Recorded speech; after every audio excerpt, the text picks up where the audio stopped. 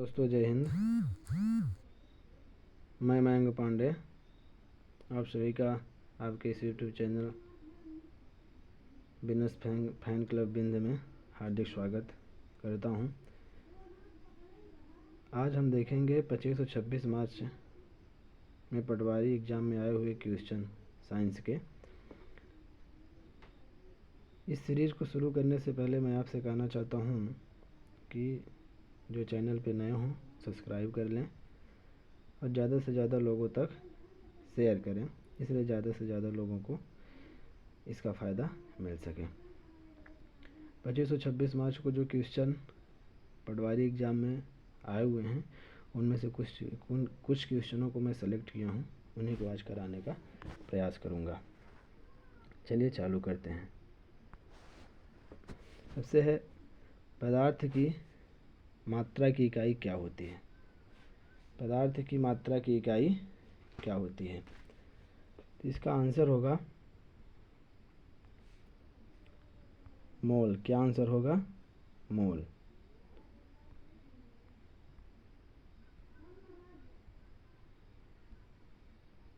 इसका आंसर होगा मोल। तब यहाँ पे अपन ये भी देखते चलेंगे, जो और साथ में कुछ प्रश्न हैं उनको भी देखते चलना है, कौन क्या होता है। तो यहाँ पे पदार्थ की मात्रा की इकाई की बात करें तो वो होता है क्या? मोल होता है।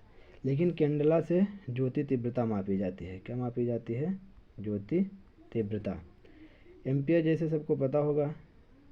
विद्युत और डेसिबल से क्या मापा जाता है? डेसिबल से शोर मापने की इकाई क्या कहलाती है? डेसिबल कहलाती है। ठीक है, चलिए अगले क्वेश्चन पे चलते हैं।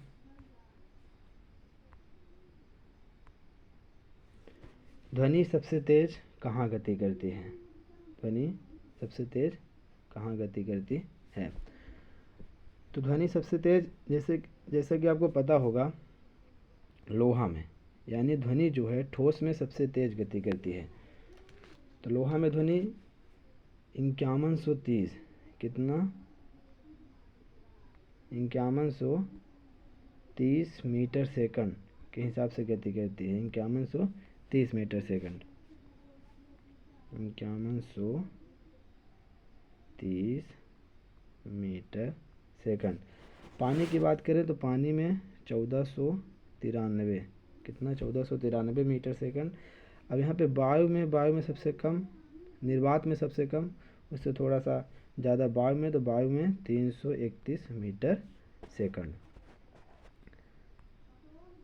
उसके बाद ध्वनि तरंगें किस माध्यम में नहीं चल सकती? ध्वनि तरंगें किस माध्यम में नहीं चल सकती? इसका आंसर होगा क्या? निर्वात में। निर्वात में ध्वनि बिल्कुल भी नहीं चल सकती। फिर उससे थोड़ा तेज गैस में, फिर द्रव्य में, फिर ठोस में सबसे ज़्यादा कहाँ चलेगी? ठोस में। ठीक है, चलिए। डायनेमो परिवर्तित करता है। डायनेमो परिवर्तित करता है। डायनेमो जो होता है वो लास्ट में अपन कैसे याद करेंगे? एम ओ आता है। ठीक है, तो एम मतलब मैकेनिकल एनर्जी और ओ को अपन ई कर लेंगे। ऐसा याद करने के लिए क्या कर लेंगे? ई कर लेंगे। तो ये क्या हो जाएगा? ई। तो यांत्रिक ऊर्जा को विद्युत ऊर्जा में, यानी मैकेनिकल एनर्जी को किस में परिवर्तित करती है? इलेक्ट्रॉनिक एनर्जी में। ठीक है, चलिए आगे देखते हैं। कार्य करने की क्षमता कहलाती है। कार्य करने की क्षमता क्या कहलाती है? ऊर्जा कहलाती है। क्या कहलाती है? ऊर्जा। कार्य करने की क्षमता ऊर्जा कहलाती है। बैटरी में कौन सा अम्ल पाया जाता है? बैटरी में कौन सा अम्ल पाया जाता है? तो बैटरी में सबसे पहले HCl पाया जाता है, यानी हाइड्रोक्लोरिक अम्ल। क्या पाया जाता है? हाइड्रोक्लोरिक अम्ल पाया जाता है। ठीक है, टार्टरिक अम्ल जैसे होता है ये इमली में पाया जाता है। टार्टरिक अम्ल किस में पाया जाता है? इमली में पाया जाता है। और ये HCl कहाँ पाया जाता है? ये बैटरी में पाया जाता है, हाइड्रोक्लोरिक।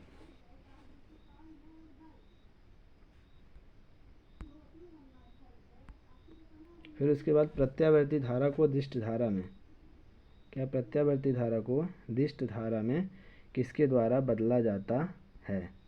प्रत्यावर्ती धारा को दिष्ट धारा में रेक्टिफायर द्वारा बदला जाता है। किसके द्वारा बदला जाता है?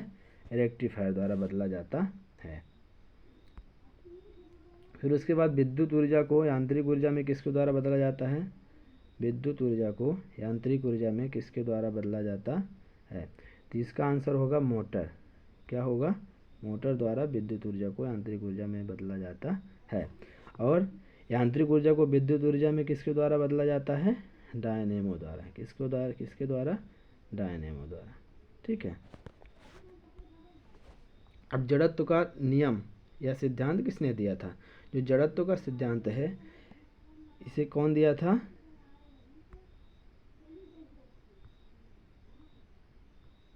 इसे दिया था न्यूटन ने। कौन दिया था? न्यूटन ने दिया था। रॉबर्ट हुक को जानते हैं। रॉबर्ट हुक कोशिका की खोज करते हैं। ये किसकी खोज करते हैं? कोशिका की। और इधर प्लांक की बात करें तो प्लांक क्वांटम परिकल्पना देते हैं। क्या देते हैं? क्वांटम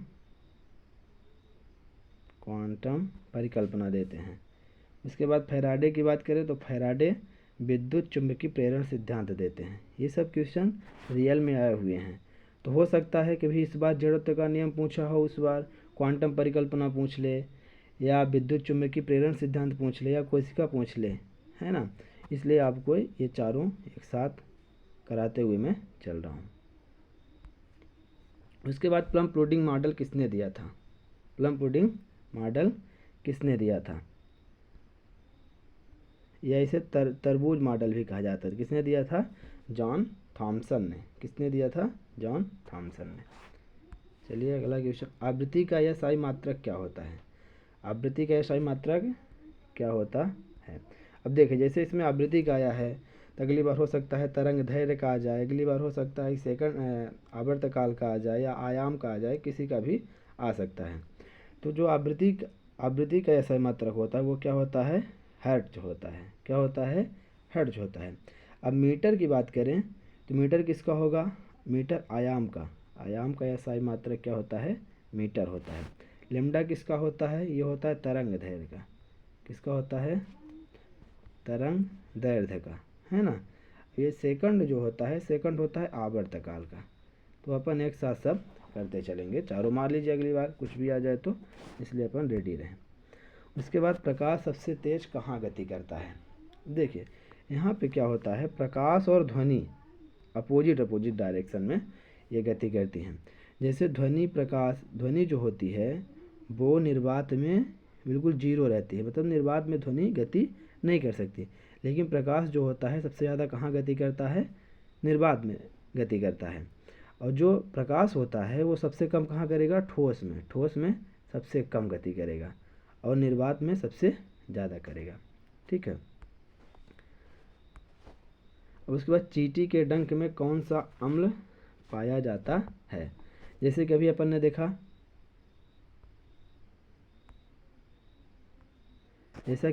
देखा, कि जो टार्टरिक अम्ल होता है, टार्टरिक अम्ल किस में पाया जाता है? इमली में पाया जाता है। किस में पाया जाता है? इमली में। उसके बाद एसिटिक अम्ल की बात करें तो एसिटिक अम्ल किस में पाया जाता है? सिरका में। ये आपका आज ही का क्वेश्चन है, यानी 26 तारीख का ये क्वेश्चन है सेकंड शिफ्ट का। ठीक है। ये किस में पाया जाता है? सिरका।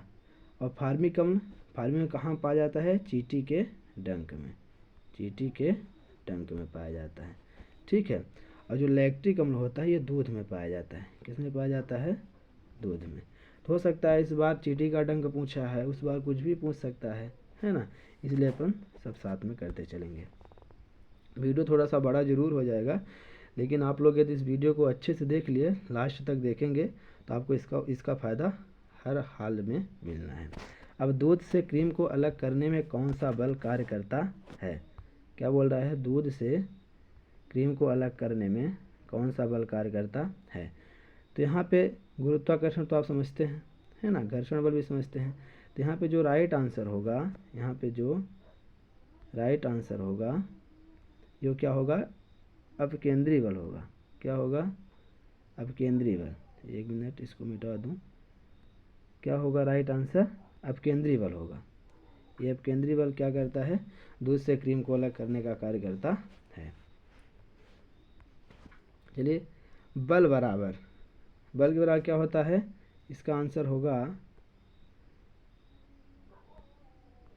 आंसर क्या होगा? द्रव्यमान गुणे त्वरण। क्या होगा? द्रव्यमान गुणे त्वरण। ये क्या होगा? इसका आंसर होगा। फिर राकेट किस सिद्धांत पर कार्य करता है? राकेट किस सिद्धांत पर कार्य करता है? ये करता है न्यूटन के तृतीय नियम पर। किस पे करता है? न्यूटन के तृतीय नियम पर राकेट काम करता है या कार्य करता है। ठीक है। अब बल का सूत्र आता है। देखिए यहाँ पे दो क्वेश्चन बनते हैं। जैसे मान लीजिए इस बार बल का सूत्र आया है, हो सकता है कि आपके आने वाला जो एग्ज़ाम है किसी दिन, तो बल की परिभाषा आ जाए।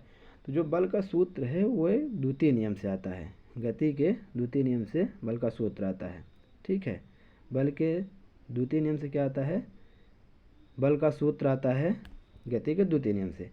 यदि बल की परिभाषा की बात करें तो वो प्रथम नियम से आएगा। परिभाषा क्या? बल की परिभाषा कहाँ से आती है? प्रथम, गति के प्रथम नियम से। ठीक है। जड़त्व का नियम कहा जाता है। जड़त्व का नियम किसे कहा जाता है? जड़त्व का नियम, जैसे अभी अपन ने देखा, ये गति के पहले नियम को क्या कहा जाता है? जड़त्व का नियम कहा जाता है। ये आपका शायद 25 तारीख का क्वेश्चन है। 25 तारीख फर्स्ट शिफ्ट है ना। अब क्रिया प्रतिक्रिया का नियम किसे कहा जाता है? क्रिया प्रतिक्रिया का नियम किसे कहा जाता है? गति के तृतीय नियम को क्रिया प्रतिक्रिया का नियम कहा जाता है। ठीक। चलिए अपन आगे देखते हैं। ठोस से सीधे गैस में बदलना, ये एक ठो क्वेश्चन आया था। हो सकता है उस बार हिमीकरण का आ जाए, है ना, या गलन का आ जाए। तो क्या आया था यहाँ पे? ठोस से सीधे गैस में बदलना क्या कहलाता है? ऊर्ध्वपातन कहलाता है। क्या कहलाता है? ऊर्ध्वपातन कहलाता है। चलिए, यहाँ पे ये आंसर शीट भी डली हुई है। यदि आप लोग देखना चाहेंगे तो देख लेंगे। अब पीडीएफ चाहिए तो पीडीएफ के लिए बताइएगा, कमेंट कीजिएगा, पीडीएफ में डाल दूँगा वहाँ पे। चलिए ठीक है, सब्सक्राइब ज़रूर करिएगा और ज़्यादा से ज़्यादा लोगों तक शेयर करिए, इसलिए ज़्यादा से ज़्यादा लोगों को क्या हो, फ़ायदा मिल सके। ठीक है, धन्यवाद।